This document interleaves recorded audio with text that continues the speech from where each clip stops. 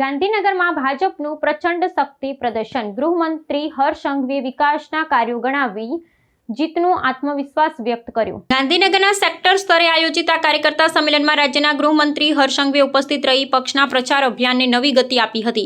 વિશાળ જનમેદનીને સંબોધતા તેમણે ગાંધીનગરની ધરાને ભાજપનો અજેય ગઢ ગણાવી કાર્યકર્તાઓમાં નવો ઉત્સાહ ફૂંક્યો હતો. આ પ્રસંગે ભાજપના અનેક અગ્રણી નેતાઓ અને હજારોની સંખ્યામાં પાયાના કાર્યકર્તાઓ ઉપસ્થિત રહ્યા હતા, જેઓએ આગામી લોકશાહીના પર્વમાં પક્ષને મજબૂત બનાવવાના શપથ લીધા હતા. મંત્રીએ પોતાના વક્તવ્યમાં સ્પષ્ટ કર્યું હતું, જનતાનો વિશ્વાસ અને વિકાસની રાજનીતિ જ પક્ષની સૌથી મોટી શક્તિ છે. રાજકીય પૃષ્ઠભૂમિ પર સરકારની કામગીરીનું વિશ્લેષણ કરતા હર્ષ સંઘવીએ જણાવ્યું હતું કે છેલ્લા દાયકાઓમાં ગુજરાતે વિકાસના દરેક ક્ષેત્રમાં નવા આયામો પ્રસ્થાપિત કર્યા છે.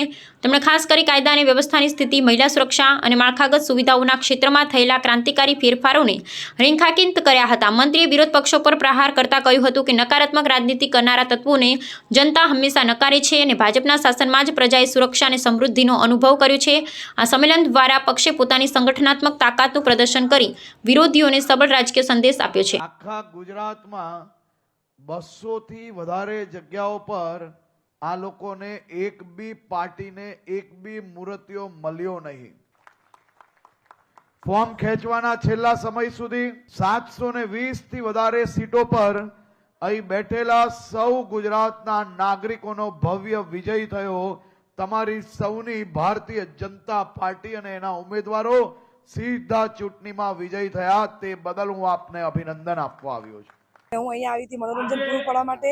જોરદાર એક બે ગીતો ગાયા અને અમારા બકાજી ભાઈ શ્રી, અમારા ઉમેશભાઈ રોચેડા ઘણા ટાઈમથી હું તો જોઉં છું કે બીજેપીમાં સખ્ત મહેનત કરી રહ્યા છે અને હું પણ એમની સાથે છું.